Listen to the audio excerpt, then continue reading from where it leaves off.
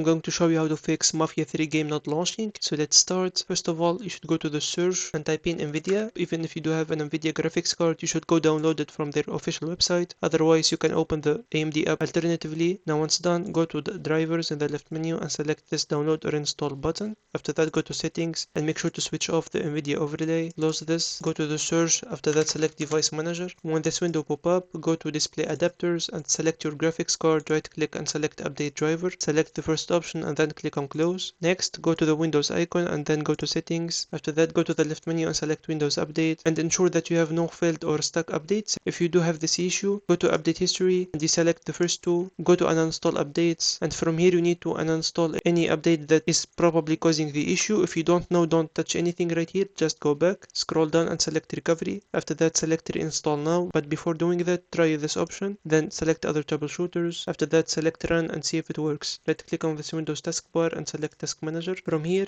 make sure to keep the CPU and memory usages below 100%. So go to the search. After that, select Steam. If you do find it running in the background, make sure to terminate the process. Right click on it and select end task. Ensure that the Steam icon is not running right here too. So right click on it if you do find it and select exit Steam. Wait for a couple of seconds. After that, relaunch the game launcher. Now go to the view option and select library. Search for Mafia 3. The game must be installed. If you do have it, select this gear icon. After that, click on properties. Go to launch options and try -DX11 or 12. After that, select installed files and select verify integrity of game files. That way the missing or corrupted files will be automatically restored and the issue hopefully will get solved. After doing that, just close everything, restart your computer, and the problem should be fixed.